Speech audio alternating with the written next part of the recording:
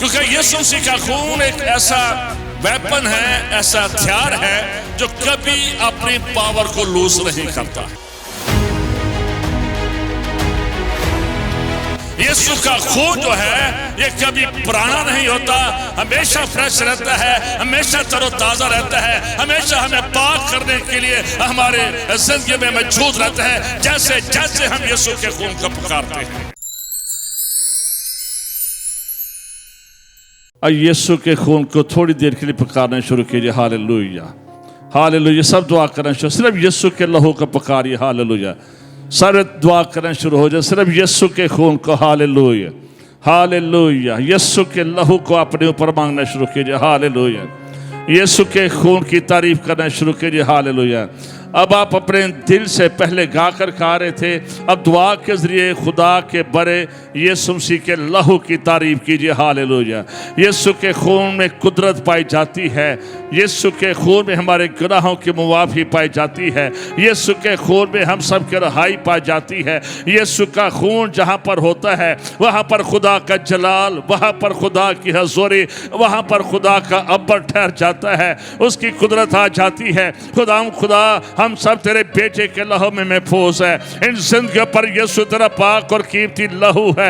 एक एक जिंदगी पर मैं अपने ऊपर तेरे पाक लहू का मांगता हूँ, इन जिंदगियों पर तेरे लहू का मांगता हूँ। आज अपने लहू का मुकाशा दे दे, आज अपने लहू के बारे में हमें सिखा दे यीशु मसीह। आज तेरे लहू की नदियाँ हमारे लिए जारी हो जाए, सलीब से बहता हुआ लहू खुदा हमें पाक करे, हमारी कमजोरियों को दूर करे, हमें खुदा हर तरह की नाराजगी से पाक करे। तेरे खून में जो कुदरत है खुदा, आज वो कुदरत एक एक जिंदगी में आ जाए यीशु मसीह के नाम से। आसमान खुल जाए यीशु के नाम से, आसमान खुल जाए यीशु के नाम से। कलाम की बारिश हो, कलाम की बारिश हो, कलाम की बारिश हो, बरकत की बारिश हो, रेस्टोरेशन की बारिश हो यीशु मसीह के नाम से। हालेलुया। आपकी आवाज आनी चाहिए जरा बुलंद आवाज से। Hallelujah, hallelujah, hallelujah, hallelujah. Open your mouth and open your heart for the blood of Jesus Christ. Hallelujah. Yes खुद एक एक जिंदगी पर खुदावंद अपनी कमजोरियों का इकरार करते हैं, अपने गुनाहों कमजोरियों का इकरार करते हैं। अपने लहू से हमें पाक कर दे, अपने लहू से हमें पाक कर दे और धो डाल खुदा, ताकि खुदा हम बेहतर तौर पर तेरी खिदमत कर सकें। तेरा शुक्र और तेरी तारीफ हो मसीह यीशु के नाम से। हम खड़े रहेंगे। अहद जदीद में से पहला पतरस पहला बाब और उसकी 18 आयत इस तरह लिखे हैं, क्या तुम जानते हो कि तुम्हारा निकम्मा चाल चलन जो बाप दादा से चला आता था, उससे तुम्हारी खलासी फानी चीज़ों यानी सोने और चांदी के जरिया से नहीं हुई, बल्कि एक बेऐब और बेदाग भरे यानी मसीह के बेश की मदखून से। उसका इल्म तो बनाए आलम से पेशतर से था, मगर ज़हूर आखिरी ज़माना में तुम्हारी खातर हुआ कि उसके वसीला से खुदा पर ईमान लाए हो, जिसने उसको मुर्दों में से जलाया और जलाल बख्शा, ताकि तुम्हारा ईमान और उम्मीद खुदा पर हो। खुदा के कलाम के पढ़े और सुने जाने के वसीला से हम सब बरकत पाएं। आमीन। आप बैठ सकते हैं। मैं शुक्रगुजार हूँ बेहद खुदा के खादम का, सारी लीडरशिप का, क्या आप मुझे बर्दाश्त करते हैं और अगले इतवार भी आपने बर्दाश्त करना है। Thank you for this love. आज ये पोस्टर भी आपने ज़रूर आंखों से गुजरा होगा यीशु के खून के बारे में। आमीन। यीशु के खून की जब बात करते हैं तो इसके बारे में जितना भी बोला जाए वो कम है, क्योंकि यीशु का खून, इस बात को याद रखें, इतनी इसकी अफादियत है, इतना इसका फायदा है कि शायद आज चर्च उससे फायदा नहीं उठा सका। यीशु के खून की फादियत से जो फायदा हमें होना था वो हम नहीं उठाते हैं और इसको यूज नहीं करते हैं, क्योंकि यीशु मसीह का खून एक ऐसा वेपन है, ऐसा हथियार है जो कभी अपनी पावर को लूज नहीं करता है। यीशु का खून जो है ये कभी पुराना नहीं होता, हमेशा फ्रेश रहता है, हमेशा तरोताजा रहता है, हमेशा हमें पाक करने के लिए हमारे जिंदगी में मौजूद रहता है, जैसे जैसे हम यीशु के खून को पुकारते हैं।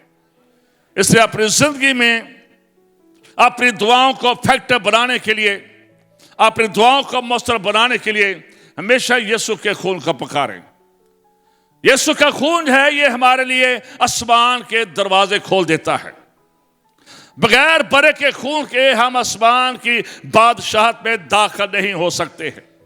यीशु का खून हमें गुनाहों से रिहाई देता है, यीशु का खून हमें बीमारियों से रिहाई देता है, यीशु का खून हमें बदरूहों से रिहाई देता है, यीशु का खून हमें कमजोर से रिहाई देता है, यीशु का खून हमें फातेह बनाता है, यीशु का खून हमें जोरावर बना देता है। हालेलुया। इसलिए यीशु के खून में कुदरत पाई जाती है, कुव्वत पाई जाती है, ताकत पाई जाती है। आमीन। इससे पहले कि हम थोड़ा जा इसके बारे में देखें, जब यीशु के खून की बात करते हैं, किसी भी मजहब में खून की बहुत ज्यादा अहमियत है।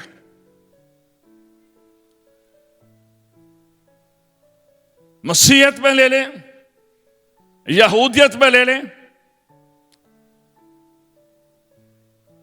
इस्लाम में ले लें, और जादूगर भी, इन सब के अंदर खून इस्तेमाल होता है।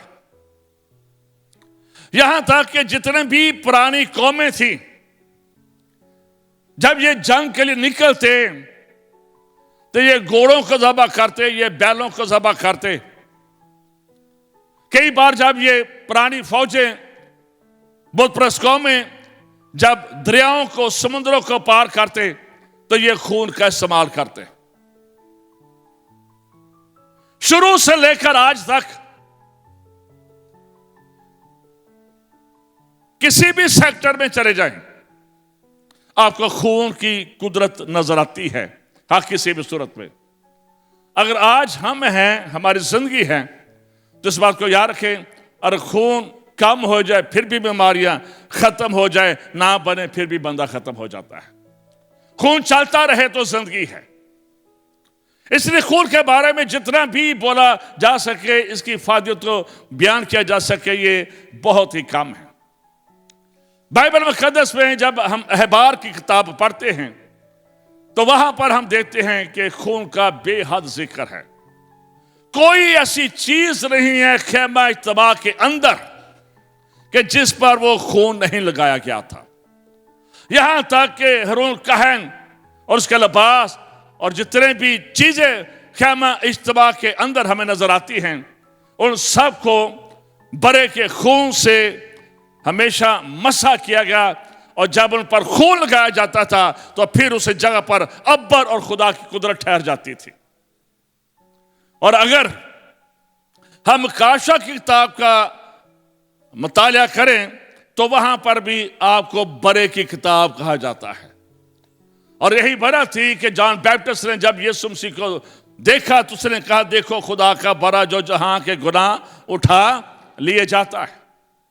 इसलिए जो खून है इंसानी जिंदगी में, मजहबी रस्मात में और मसीहत में, जब हम नए अहद की बात करते हैं तो बेहद इसकी हमें कुदरत नजर आती है।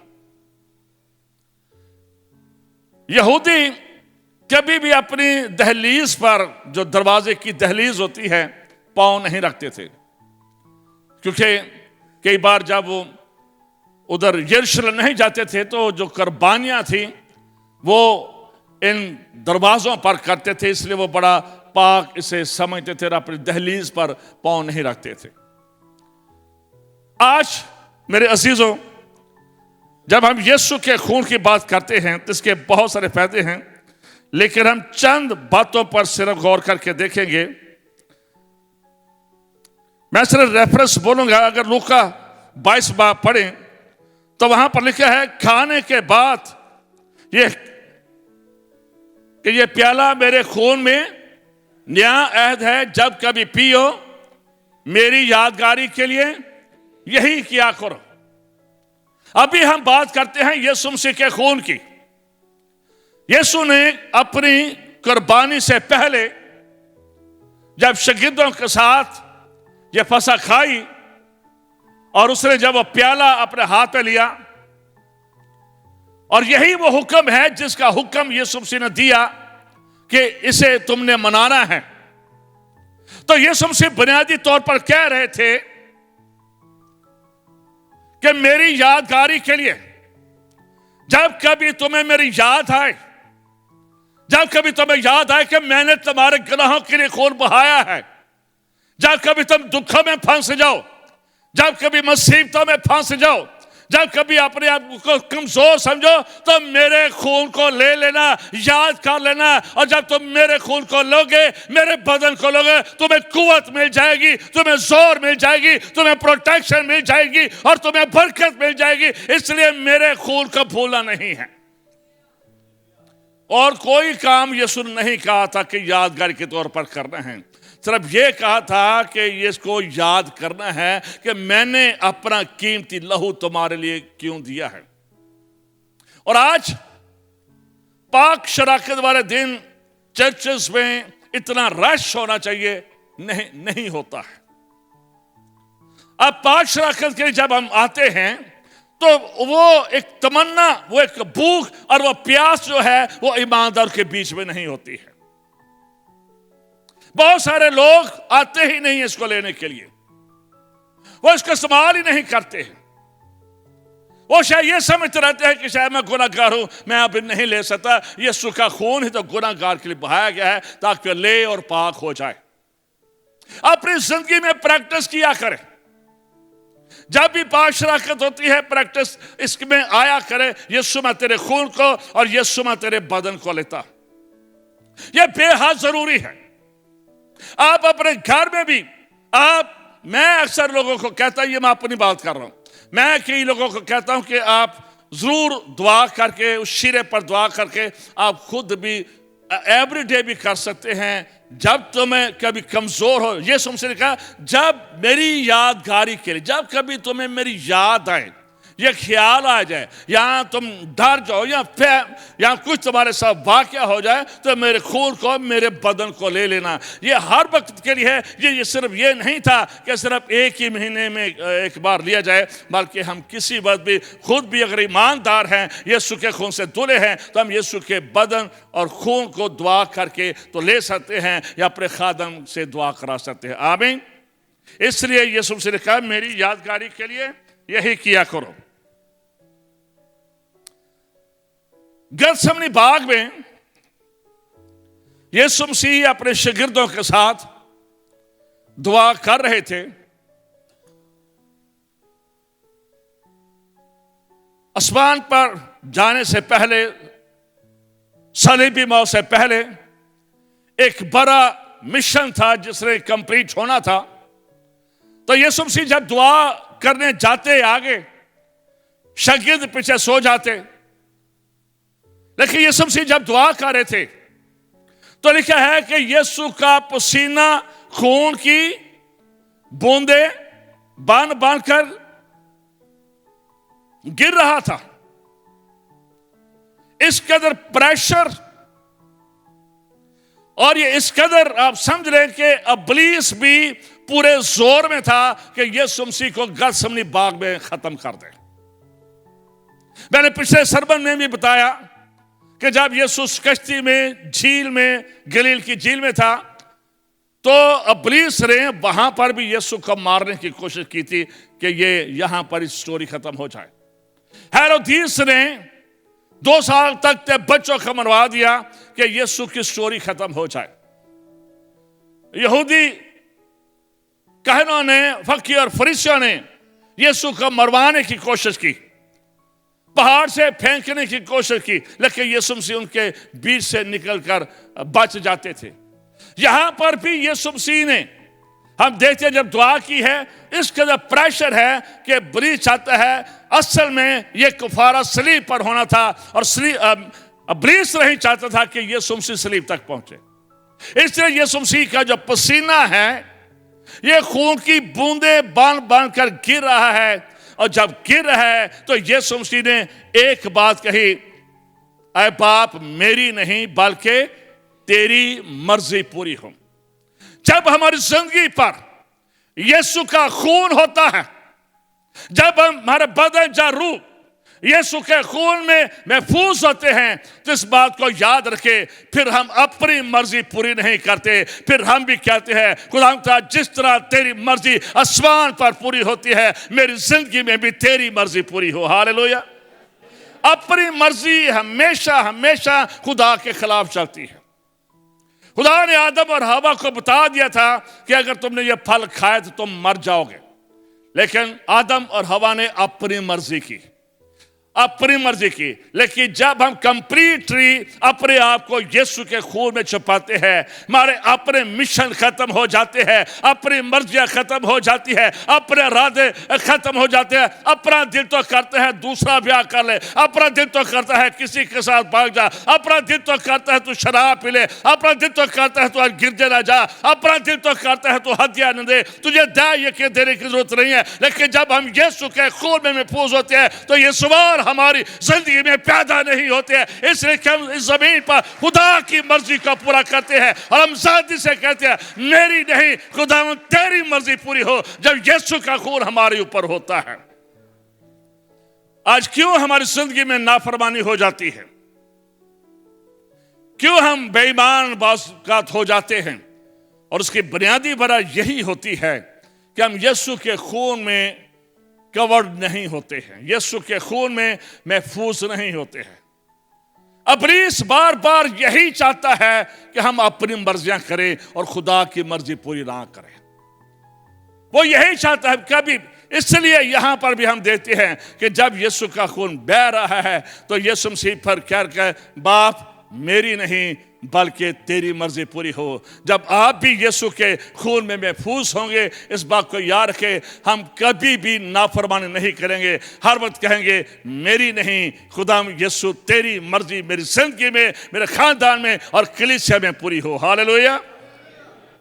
इसलिए यीशु के खून में मेरे अजीजों ये कुदरत पाई जाती है। गुनाह की वजह से हम अपनी मर्जी में आगे हैं, लेकिन जब हम यीशु के खून में होते हैं तो फिर हम खुदा बाप, खुदा बेटे और खुदा रूह कुदस की मर्जी को पूरा करते हैं। लूका में एक और भी हवाला है जहां पर लिखा है कि यीशु मसीह को 35 पिलातुस ने कोड़े लगवाए।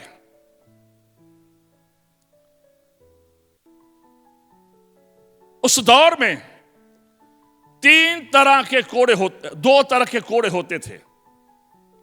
एक वो कोड़ा होता था जिसकी 3 शाखें होती थी, और एक वो कोड़ा होता था जिसकी 9 शाखें होती थी। उस दौर में, यीशु मसीह के दौर में, जब ये रोमी कोड़े मारते थे, 2 तरह का कोड़ा, एक जिसकी 3 शाखें और एक जिसकी 9 शाखें होती थी। और यीशु मसीह पर जो कोड़ा इस्तेमाल किया गया वो 3 शाखों वाला कोड़ा इस्तेमाल किया गया। इसलिए जब यीशु मसीह को 39 कोड़े लगाए गए तो आप अंदाजा कर सकते हैं कि यीशु अगर इनको मल्टीप्लाई करे तो ये कितने कोड़े बन जाते हैं। ये कोड़े इंतहाई खतरनाक होते थे। इन पर लोहा होता था, इन पर शीशा होता था, और जब ये लगते थे बॉडी पर तो फिर बॉडी के अंदर वो नालियां बन जाती थी। ये खून अपने साथ, गोश्त अपने साथ ये निकाल लेते थे, और ये वो नबूवत पूरी होती थी जैसा कि हमें ज़बूर की किताब में नजर आ रहा है। वहां पर लिखा है कि हलवाओं ने मेरी पीठ पर हल चलाए और लंबी लंबी रेगारियां बनाई। रेगारियां के मतलब नालियां बनाई। इसलिए मेरे अजीज बात को याद रखें, और डॉक्टर लोग भी कहते हैं जो बड़ी बीमारियां हैं ये 39 है। 39 कोड़े यीशु मसीह ने खाए हैं। 39 बड़ी बीमारियां हैं, इसलिए कोई ऐसी बीमारी नहीं है जिसके लिए यीशु मसीह ने अपना कीमती लहू नहीं बहाया है, इसलिए कीमती लहू है। कोई बीमारी बची नहीं है, मिर्गी बची नहीं है, कैंसर बचा नहीं है, हार्ट अटैक बचा नहीं है। जितनी बड़ी बीमारियां हैं उन सब के लिए यीशु ने अपना कीमती लहू बहाया है, इसलिए यीशु के खून में कुदरत है, यीशु के खून में ताकत है। कोई बीमारी इसके आगे ठहर नहीं सकती है। हालेलुया। और खुदा के कलाम में लिखा है, उसी के मार खाने से तुमने शिफा पाई। और फिर यशायाह के खत में लिखा है, उसकी किताब में लिखा है, तो भी उसने हमारी मशक्कतें ठाली, हमारी खताओं के सबब से घायल किया गया। ये जो कुछ यीशु मसीह के साथ हो रहा था, ये प्रोफेसीज भी पूरी हो रही थी, खुदा का कलाम भी पूरा हो रहा था, और ये सब कुछ मेरे और आपके लिए हो रहा था। आज बहुत सारी बीमारियां हैं, बहुत सारी चीजें हैं, लेकिन इस बात को याद रखें, कई बार हम सब शायद इसी प्रॉब्लम में शामिल हैं। हम डॉक्टर की मेडिसिन पर ज्यादा भरोसा करते हैं, यीशु के लहू पर भरोसा नहीं करते। हमारा फेथ यीशु के लहू पर नहीं होता है।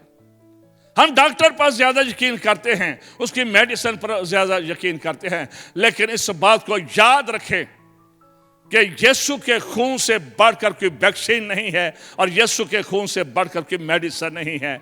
इसमें कुदरत है, इसमें निजात है, और इसमें शफा पाई जाती है, और इसमें हमारी ताकत पाई जाती है। हालेलुया।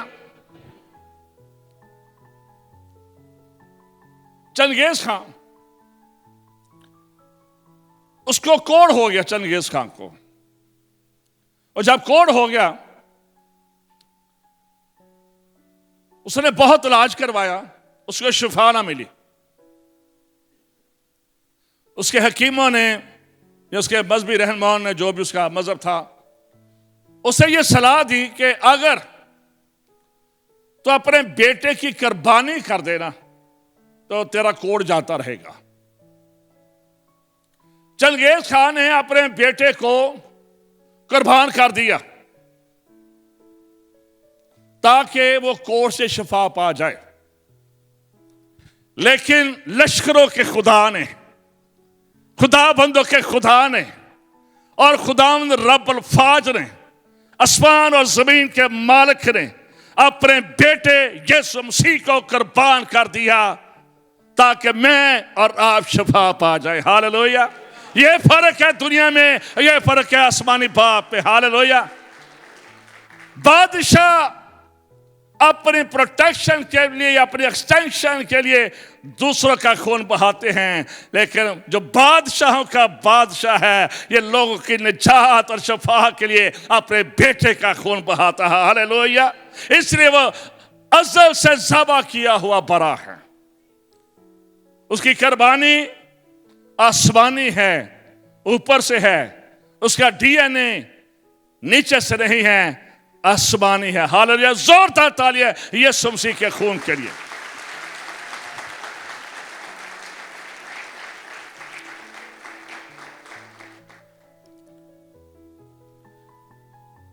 एक और, मैं टाइम बचा रहा हूं इसलिए मैं रेफरेंस नहीं पढ़ रहा। आपने पढ़ा होगा जब हम इस हफ्ते में से गुजरेंगे अप्रैल के महीने में, तो यीशु के सर पर कांटों का ताज डाला गया था। यीशु के सर पर कांटों का ताज डाला गया था। फलस्तीन में एक बेल होती है, उसका जो कांटा है ये तकरीबन 1 इंच का होता है,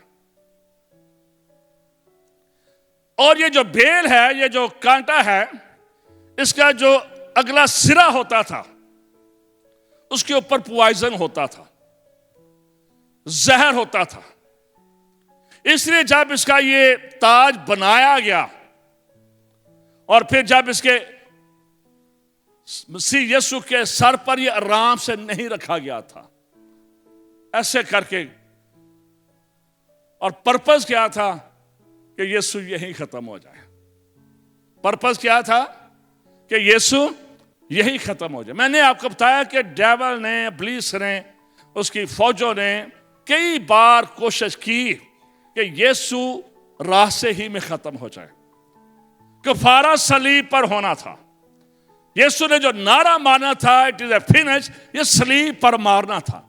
अगर वो पहले किसी और जगह पर हो जाता तो कफारा कंप्लीट नहीं हो रहा था।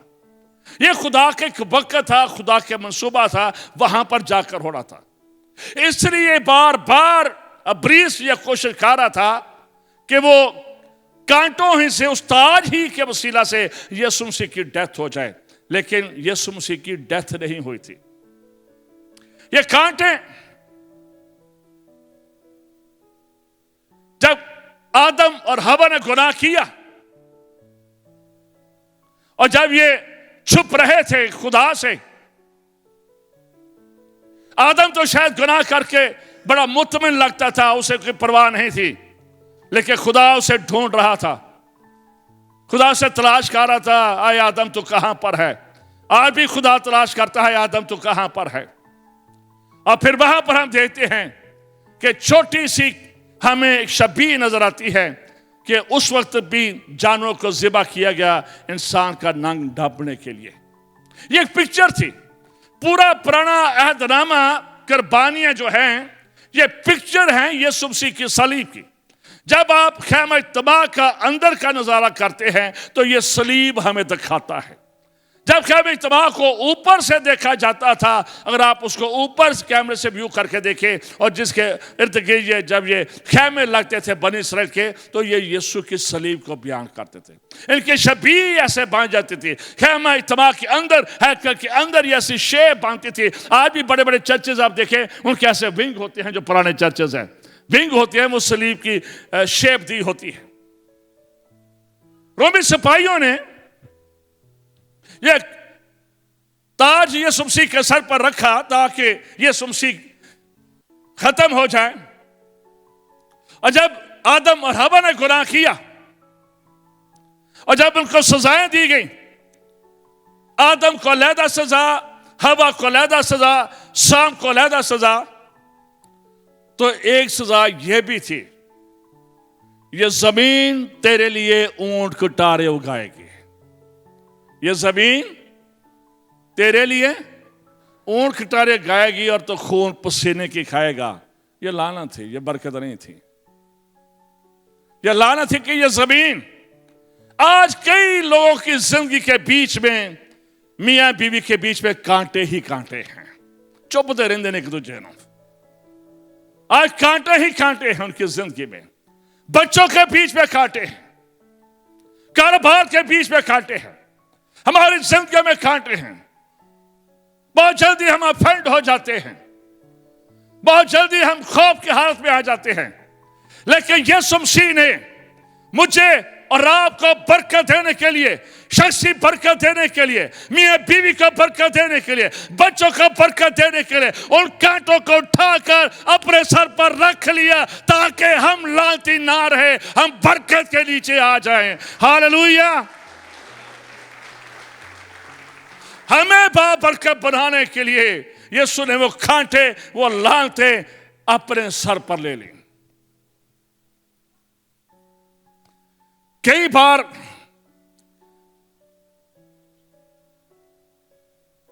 पाकिस्तान में तो मुझे ज्यादा मैंने देखा है,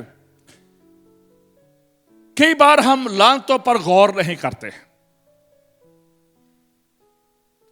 फैमिली कर्सेस बाइबल मुकद्दस इनसे भरी हुई है और उस दौर में हम देखते हैं कि लानत के बारे में भी बताया गया और बरकत के बारे में भी। पुराने अहदनामा में काहिन को यह इख्तियार होता था कि वह बरकत अनाउंस करे या लानत भी अनाउंस करे। पुराने जमाने में उस वक्त यह इख्तियार था। आज भी यह लानतें बहुत सारी फैमिली में काम करती हैं। क्या लानत है? बहुत सारे खानदानों में लोग जवानी की डेथ बहुत ज्यादा हो जाती है, जवान लोग मार जाते हैं। मुझे याद है कि हमारे चर्च का एक बंदा, मैं उसके घर में विजिट के लिए गया कुछ साल पहले, तो कहने लगा कि पार साहब हमारे खानदान में कोई बुजुर्ग नहीं होता। और मैंने वैसे मेरा लिखी कि उन दिनों में किताब पढ़ी हुई थी जिसके बारे में है, वो कहना है हमारे खानदान में कोई बुजुर्ग नहीं होता, बस जल्दी लोग 60 से पहले ही खत्म हो जाते हैं। मैंने उसकी बात सुनी और जब फिर दुआ करने लगे, ये तकरीबन इस बात को मेरे ख्याल में 10 साल से ज्यादा हो गया, मैंने उसको ना उस लानत को काटा उस खानदान से। मैंने उस लानत को काटा और खुदा के फजल से आज भी वो शख्स जिंदा है, आज भी वो जिंदा है, आज भी वो जिंदा है। इसलिए इस वक्त यार के जब बार बार खानदान के अंदर जवानी में डेथ हो, इट्स मीन बिहाइंड कर्ज काम कर रही है। कई बार लोग बीमार होते हैं, उनके टेस्ट जो हैं कराए जाते हैं, उनकी रिपोर्ट्स बिल्कुल ठीक होती है, लेकिन बीमार, ये लानत है, बीमार है, ये लानत है। कई बार लोगों के ये भी बहुत सारी गवाहियां हैं कि जहां पर खुदा ने ये चीज को खत्म किया, मिसकैरेज का बार बार होना, मिसकैरेज होना। और कई मैंने अपनी जिंदगी में देखा कि जब उस लानत को खत्म किया गया है तो खुदा ने उन्हें बरकत में शामिल किया। रिश्ते टूट जाना, मंगनियां टूट जाना, दूसरा ब्याह, तीसरा ब्याह, दादा भी शराब पीता, बेटा भी शराब पीता, पोता भी शराब पीता, एडिक्शन, सारा खानदान प्यार पैसा कमा रहा है लेकिन उस रुपए पैसे में बरकत नहीं है, इधर से डालते हैं इधर से निकल जाते हैं। बरकत नहीं है खानदान में, बरकत नहीं है ज़वाज में, बरकत नहीं है बच्चों की जिंदगी में, बरकत नहीं है बाप के पास, बरकत नहीं है माँ के पास। और उसकी बुनियादी वजह यही होती है, एज ए चर्च हम गौर नहीं करते और लानत नस्ल दर नस्ल हमारा पीछा करती है। एक बात को हमेशा याद रखें, बरकत थोड़ी देर तक चलती है, लानत लंबी चलती है। लानत की मल्टीप्लाई ज्यादा होती है, बरकत उससे कम। लेकिन अगर हमारी लानतें खत्म होती हैं एक ही सूरत पे, जब हम यीशु मसीह को अपना शख्सी निजात दहिंदा कबूल कर लेते हैं, जब हम हर रोज उसके लहू से धुल जाते हैं, जब हम हर रोज उसके लहू को मांगते हैं। अपनी जिंदगी में हर प्रैक्टिस किया करें। मैं बताता हूं, ये मोस्टली ये आयल है, मेरा बिलीव है 2 चीजों के लिए, रूह कुदस का मस्सा और यीशु का खून। मैं बिलीव करता हूं, मैं यकीन करता हूं। मैं बाहर निकलते वक्त, मीटिंग के लिए निकलते वक्त, मैं अपने आप को मसा करता हूं, मैं दूसरों को भी मसा करता हूं। और सिर्फ ये एक फेथ स्टेप होता है ताकि हम यीशु के खून और उसके रूह की कुदरत देखना शुरू कर दें। अपने घरों को भी, अपने जिंदगी को, बच्चों पर यीशु का खून मांगा करें, लानतों को खत्म किया करें। इस बात को याद रखें, सिर्फ एक बार खत्म, ये बार बार पीछा करती है, ये बहुत बुरी लानतें हैं। जहां पर भी इसको थोड़ा सा सुराख मिले ये फिर आ जाती है, दाखिल हो जाती है। हमें एवरी डे इब्लीस हमारे पीछे होता है, हमें लानत के नीचे लाए। लेकिन यीशु मसीह ने हम पर यह मेहरबानी की है, अपनी जान देकर, अपना कीमती खून देकर उसने उस लानत को उठाकर अपने सर पर रख लिया ताकि हमारे सरों पर लानत रहे, हम बरकत के फरजंद हो जाए। जोरदार तालियां यीशु मसीह के खून के लिए।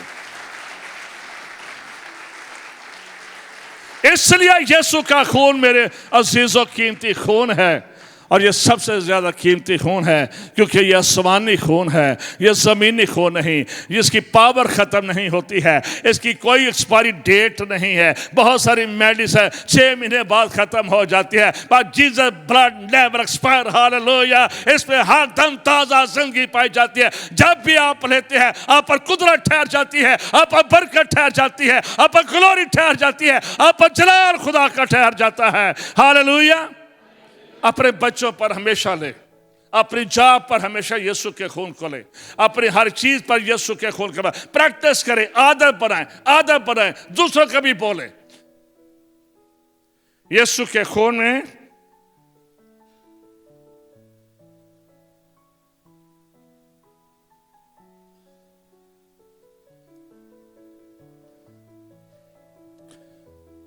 यीशु का खून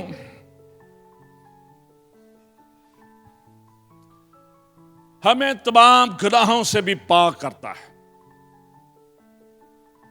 कई बार लोग पाक शराकत में शामिल नहीं होते हैं और वो हमेशा ये समझते हैं कि I am very much Sinner, कि मैं बहुत गुनाहगार हूं। लेकिन हमेशा हमने इस बात को सीखना है कि यीशु का खून बहाया ही गुनाहगार के लिए क्या है। ये रासबाज के लिए नहीं बहाया गया। कई बार हम महसूस करते हैं कि जो यीशु का खून है उसको हम टेम्परेरी लेते हैं। हम अपने गुनाह को बड़ा समझते हैं, पुराना समझते हैं। हम ये समझते हैं ये मेरी आदत पक्की हो चुकी है, अब ये गुनाह मुझसे जा नहीं सकता है या धुल नहीं सकता है। मैं बहुत बड़ा पापी हूं, मैं बहुत बड़ा गुनाहगार हूं। ये गुनाह हमारे खानदान में बड़ी देर से है, अब इसका कोई हल नहीं है। लेकिन इस बात को याद रखें कि यीशु के सलीब और यीशु के खून में ये कुदरत है कि पुराने से पुराने गुनाहों को भी हमारी जिंदगी से पाक कर देता है, निकाल देता है। कितना ही बड़ा गुनाह क्यों ना हो, हमारी जिंदगी से दूर फेंक देता है। और ईसाया की किताब में लिखा है, बेशक तुम्हारे गुनाह किरमजी और अर्गवानी ही क्यों ना हो, लेकिन वो भी बर्फ की मानद सफेद हो जाएंगे। किरमजी और अर्गवानी ये मुख्तलिफ चीजों से तैयार होते हैं, लेकिन टाइम बचाते हैं। ये ऐसे कीमती रंग है, पक्के रंग है, ये उतरते नहीं है। और ये उस दौर में सिर्फ रॉयल्स फैमिली इस्तेमाल करती थी। यह रंग आम शख्स इस्तेमाल नहीं कर सकता था क्योंकि ये कीमती होते थे। तो इस बात को याद रखें कि लिखा है कि तुम्हारे गुनाह और गवानी यानी कि पक्के क्यों ना हो, लेकिन बर्फ की मानद यानी कि यीशु के खून से धुल जाएंगे। हालेलुया। यीशु का खून हमारी एडिक्शन कितनी ही पुरानी क्यों ना हो, हमारी कर्स कितनी ही पुरानी क्यों ना हो, हमारी डिसओबीडियंस कितनी ही पुरानी क्यों ना हो, लेकिन यीशु के खून को मांगे, आप फाते बनते चले जाएंगे, आप विक्टोरियस लाइफ गुजारेंगे, आप खुदा की कुदरत का नजारा करेंगे, आप स्पिरिचुअल रैली में चले जाएंगे जब यीशु का खून आपकी जिंदगी में होगा। इसकी प्रैक्टिस करें, इसको पुकारा करें, इसको लिया करें, मसीह के बदन को लिया करे, मसीह के खून को लिया करे, याद किया करे, यीशु ये खून तूने मेरे लिए बहाया है। मैं नहीं बच सकता था, मैं ईमानदार नहीं बन सकता था, लेकिन मुझे ईमानदार बनाने के लिए, मुझे खुदा का बेटा और बेटी बनाने के लिए तूने अपना कीमती लहू दिया है, जो सोने और चांदी से भी ज्यादा कीमती है, जो हर चीज से ज्यादा कीमती है। मैं तेरे लहू से पाक होता हूं। तेरा लहू मुझे कुव्वत देता है, तेरा लहू मुझे दलेरी देता है, तेरा लहू मुझे मजबूत करता है। हालेलुया। खरूज की किताब में 10 आफतें आती हैं हजरत मूसा के वसीला से, और आखिरी आफत जो थी उसमें खुदा ने मूसा से कहा था, तुम लोगों ने एक बरा लेना है, उस बरे को अपने साथ रखना है और फिर उसे अपने खानदान के मुताबिक ज़िबा करना है, और फिर इसका खून लेकर जोफे से दरवाजों चौखटों पर लगाना था। वो भी एक सलीब की कुदरत थी। मुझे निशान बनाना था जो कि सलीब की नुमाइंदगी कर रहा था। उस बरे को साथ रखना था, उसे चारा खिलाना था, ताकि तुम्हें यह एहसास हो जाए कि यह बरा तुम्हारे लिए कुर्बान हो रहा है। जब तुम साथ रखोगे, जब जॉन बैप्टिस्ट ने यह कहा था, देखो खुदा का बरा जो जहां के गुनाह उठा लिया जाता है, तो उस वक्त भी यरूशलेम की गलियां बाजार बरों से भरे हुए थे। लोग कुर्बानी के जानवर लेकर फिर रहे थे, बेच रहे थे, खरीद रहे थे, क्योंकि कुर्बान होने थे। और यीशु मसीह के के दौर में जो ईद फसह थी, कहते हैं कि उस वक्त अंदाजन, बाइबल में नहीं लिखा, कि 2,56,000 जानवर कुर्बान हुए थे आज से 2000 साल पहले। तो वो बड़े ही बड़े थे हर तरफ।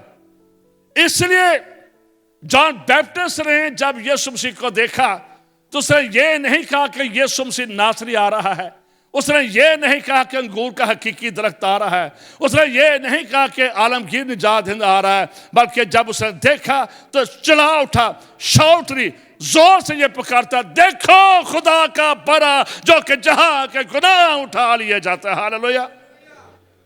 बनी इस्राएल ने ये बड़ा साथ रखना था ताकि उन्हें बड़े से प्यार हो जाए, उन्हें सांस हो।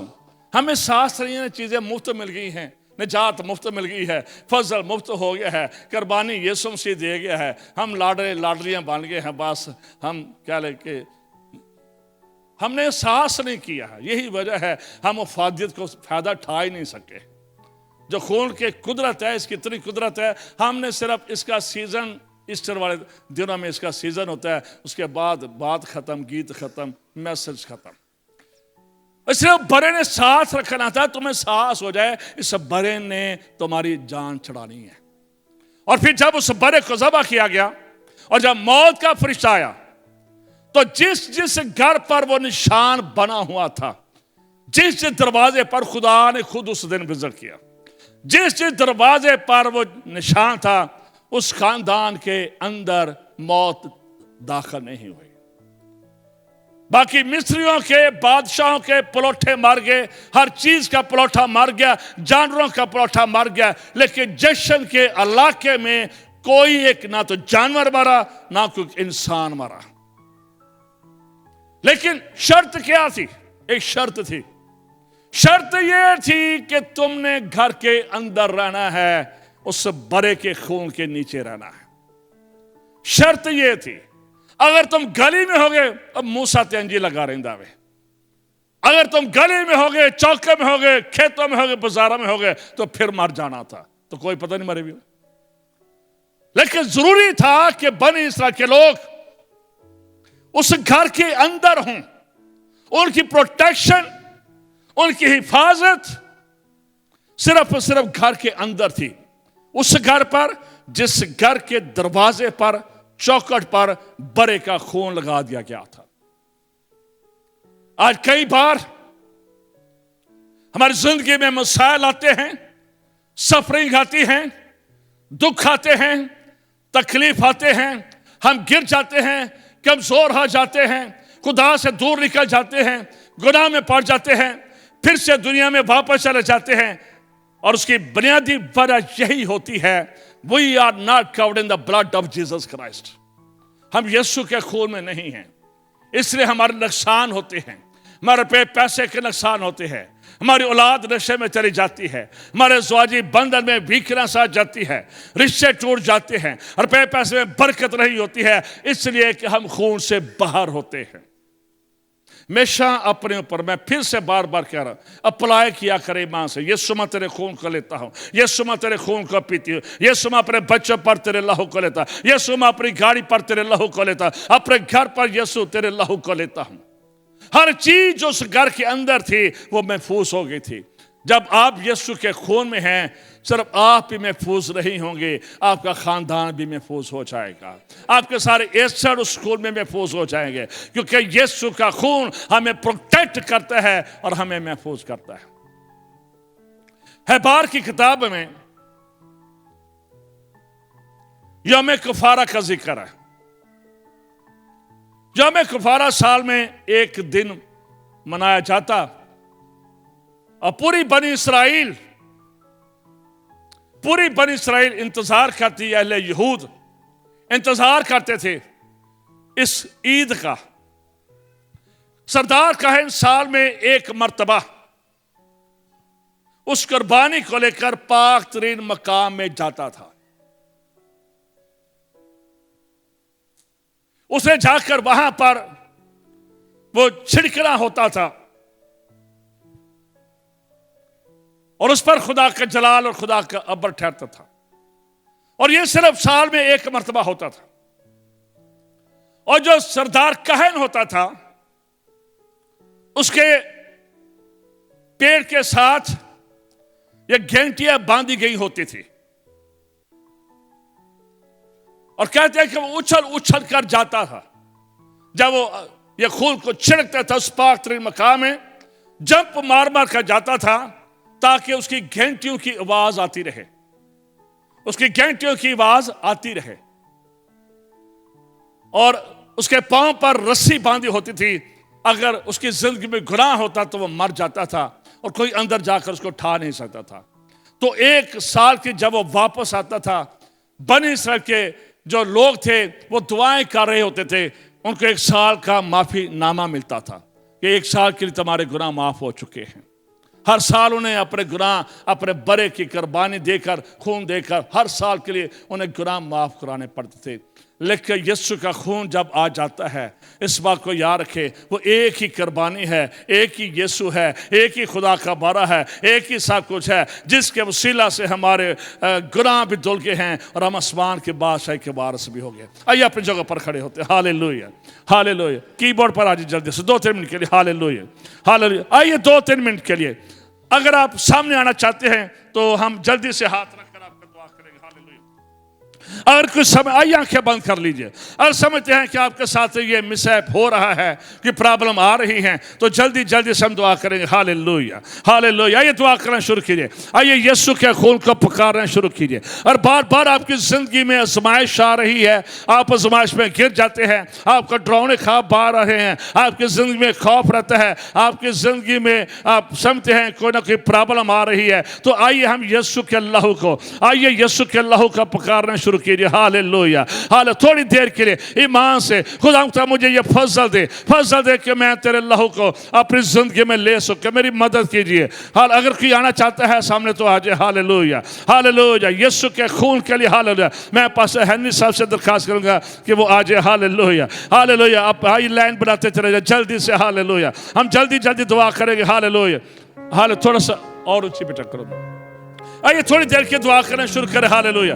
पूरी लाइन ऐसे बनाएं, इधर का मेरी तरफ मुंह करे, लाइन ऐसे बनाएं, मेरी तरफ मुंह करे। हाँ, यस, थोड़ा सा पीछे हो जाए। हालेलुया, ताकि दूसरी लाइन भी बन जाए। Hallelujah, hallelujah. आइए थोड़ी देर पुकारना शुरू कीजिए। हालेलुया। थोड़ी देर की दुआ करें। अब आंखें बंद कर लीजिए सारे, लाइन जरा सीधी कर ले ताकि मूव करना आसान हो जाए। इंतजामिया ये करवा ले थोड़ा सा। आइए थोड़ी देर की दुआ करें। हाथ उठा ले यीशु के खून के लिए। उसकी आदत आज से खुदा से ये पक्का हाल है, ताकि ऐसे hallelujah, hallelujah, hallelujah, hallelujah, hallelujah, hallelujah. सब थोड़ी देर, सब जितने भी पीछे सब दुआ के लिए। हालेलुया। और क्वायर आ जाए तो हल्का सा कोई यीशु के खून का गीत गा सकते हैं। हालेलुया, या हालेलुया का गा सकते हैं। क्वायर आ जाए तो आप कोई भी गीत गा सकते हैं, हल्के, बिल्कुल स्लो। हालेलुया। यीशु के खून का जो सामने आए हैं, इस बात को याद रखें, हम तो सिर्फ आज के लिए नहीं करेंगे, लेकिन आप खुदा के साथ कमिटमेंट करें, अहद करें। खुदा मैं तेरे खून में रहूं, मेरे घर के चौगिर्द तेरा खून हो, मेरे बच्चों के चौगिर्द तेरा खून हो, मेरा रोजगार पर तेरा खून हो। मुझे ये खुदा मेरी ये प्रैक्टिस हो जाए। खुदा मेरी मदद कीजिए। हालेलुया। खुदा इस वक्त मैं इस तेल पर तेरा लहू चाहता हूँ, तेरी कुदरत चाहता हूँ। खुदा ईमान से यीशु तेरे पाक लहू का मांगते हैं, ईमान से तेरे लहू का मांगते हैं, ईमान से तेरे लहू की कुदरत को मांगते हैं, ईमान से यीशु तेरे खून का मांग लेते हैं, ईमान से यीशु का खून इन बच्चों पर मांगते हैं, ईमान से। हालेलुया। ईमान के साथ यीशु के खून का मांगे। ये सतुर का खून है जो बीमारियों से शिफा देता है, जो कमजोरियों से शिफा देता है, जो हर तरह से शिफा देता है। आज भी तेरे खून में कुदरत है, आज भी तेरे खून में फतह है, आज भी तेरे खून में कुव्वत पाई जाती है, आज भी तेरा खून हमें दलेरी देता है, आज भी तेरा खून हमें ताकतवर बनाता है, आज भी तेरा खून। Hallelujah, hallelujah. यीशु, आइए दुआ कीजिए। हालेलुया, दुआ कीजिए सारे। हालेलुया। खुदा यीशु, तेरे खून से बढ़कर कुछ नहीं है, तेरी कुदरत से बढ़कर कुछ नहीं। हालेलुया। मैं इन बच्चों पर यीशु तेरे खून का मांगता हूँ, इनके घरानों का तेरे लहू में छुपाता हूँ, इनकी जिंदगियों को यीशु तेरे खून में छुपा देता हूँ। इन बदरों पर यीशु मैं तेरा लहू चाहता हूँ, तेरी बरकत चाहता हूँ, तेरी हजूरी चाहता हूँ। इन बदरों पर ग्लोरी आ जाए, तेरा जलाल आ जाए, तेरा मसा आ जाए। Hallelujah. Yes Lord, yes Lord.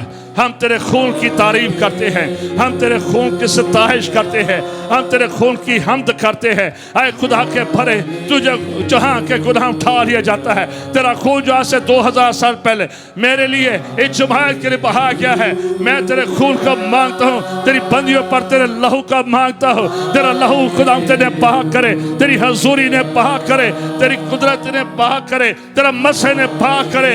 इन्हें तेरे साथ कनेक्टेड करता है। हर तरह का खौफ जाता रहे, हर तरह की कमजोरी जाती रहे, हर तरह की अबनॉर्मैलिटी जाती रहे, हर तरह के मुसाइब जाते रहे। जहां पर भी तेरे लोग अपने आप को कमजोर समझते हैं, खुदा तेरा हाथ बढ़ जाए यीशु मसीह के नाम से। In Jesus name, in Jesus name, hallelujah. यीशु तेरा खून, यीशु तेरा खून अपनी बेटी पर मांगता हूँ। यीशु तेरा खून अपने बच्चों पर मांगता हूँ। यीशु तेरा खून जो है इन जिंदगियों पर मांगता। Hallelujah, hallelujah, hallelujah, hallelujah, hallelujah. Bless कर खुदा का, बरकत दे खुदा पाक खुदा। Hallelujah, hallelujah.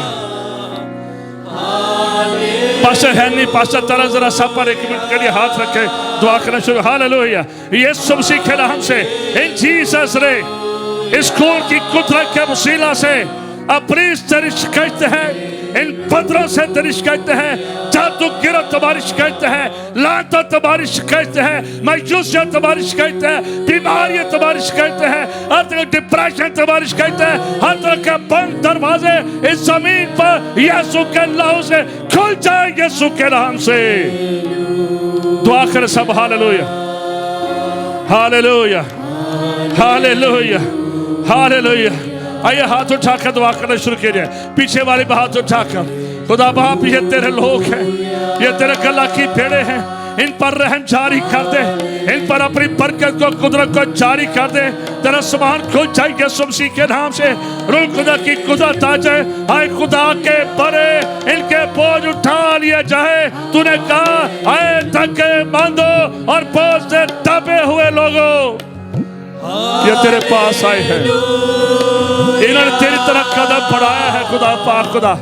इनके बच्चे महफूज हो जाए, इनका अज़वाजी रिश्ता महफूज हो जाए, इनके एहसन महफूज हो जाए। ये पाक हो जाए, ये पाक हो जाए, ये पाक हो जाए। रूहानी कमजोरियां यीशु मसीह के नाम से जाती रहे। हर गुनाह को शिकस्त हो जाए।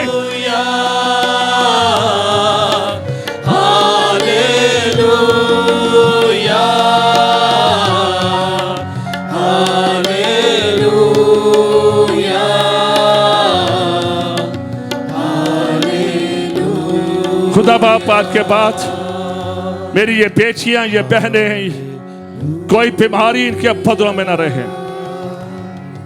खुदा तेरे खून से बढ़कर कोई वैक्सीन नहीं है। तेरा खून आज भी इफेक्टिव है। तेरे खून की बदौलत मेरे यीशु, इनकी दुआएं तेरी हजूरी में आल में भाला पर पहुंचे। ये फतहमंदी की जिंदगी गुजारे। अगर कोई चैलेंज है जिंदगी में, आज से उस समय फतह मिल जाए यीशु मसीह के नाम से। आज जब ये तेरे खून को लेकर तेरे फजल के तख्त के पास आए, इनकी दुआ सुन लेना, रहम कर देना। तू जो हर बशर की दुआ सुनता है, जब ये तेरे बेटे के लहू को लेकर आए, इनकी दुआ पर तेरा तरस जारी हो जाए, इन खानदानों पर तेरा तरस जारी हो जाए, इन खानदानों पर तेरी बरकत जारी हो जाए। स्पिरिचुअल हीलिंग हो जाए, फिजिकल हीलिंग हो जाए, फैमिली हीलिंग हो जाए और फाइनेंशियली हीलिंग हो जाए यीशु मसीह के नाम से। रहम कर दे। हालेलुया। आइए 1-2 मिनट के लिए दूसरे का हाथ पकड़कर दुआ करना शुरू कीजिए। हालेलुया। आइए दूसरे का हाथ पकड़कर दुआ शुरू कीजिए। यीशु के खून में छुपाइए अपने। Hallelujah, hallelujah. यीशु के खून में छुपाए दूसरे को, ये वो बरकत आपको भी मिलेगी। अपने साथी को, अपने बच्चों को यीशु के खून में छुपाए। हालेलुया। खुदा तेरा खून इस सारी जमात पर, इस क्वायर पर यीशु मैं तेरे लहू का मांगता हूँ। ये हमेशा तेरी हमद करते रहे, ये हमेशा तेरी साइश करते रहे। तेरे खून की बदौलत ये चर्च और पढ़ना शुरू हो, प्रेयर वॉरियर पैदा हो, कीपर पैदा हो, सूरमा पैदा हो, पांच का घर बच जाए। आने वाली मीटिंग पर तेरा लहू चाहते हैं, इस जगह में, इन खानदानों में हमेशा तेरा लहू रहे। मैं इन्हें खुदा बाप, खुदा बेचे और खुदा रूह कुदरत के नाम से बरकत की दुआ देता हूँ। ये हमेशा प्यारे यीशु तेरी अजीम कुर्बानी को याद रखे। जब कभी बेदिल हो, मायूस हो, लाचार हो, कमजोर हो, अपना जख्मी हाथ बढ़ाकर इन्हें कुव्वत बख्श देना। इनकी नस्लें भी तेरे खून में महफूज हो जाए, ये जोड़े तेरे लहू में महफूज हो जाए। अपनी से, एडिक्शन से इनके बच्चों का बचाना, हर तरह के गुनाह से इनको बचाना। अखबार ये तेरे खून की प्रैक्टिस करे, तेरे खून को पुकारते रहे, तेरे खून को लेते रहे, तेरे बदन को लेते रहे। मैं इन्हें खुदा बाप, खुदा बेचे और खुदा रूह कुदरत के नाम से बरकत देता हूँ। इस चर्च को बढ़ने की दुआ देता हूँ। तेरे खादम सारी टीम को मल्टीप्लाई होने की दुआ देता हूँ। ये इसी खून में जुड़े रहे, ये इसी खून में पाक होते रहे, तेरी बादशाह का काम करते रहे और तेरी बादशाह को फैलाते रहे। I bless them in Jesus name, I bless them in Jesus name, यीशु के नाम से आमीन।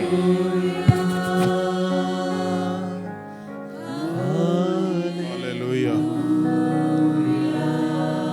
एक बुढ़िया थी, उसके घर में एक मुट्ठी आटा था और उसका बेटा वो आटा, उसकी रोटी बना के खाना चाहते थे। तब खुदा ने अपने बंदे एलिया को उसके घर में भेजा और एलिया ने उससे बोला कि वो रोटी मुझे दे दे।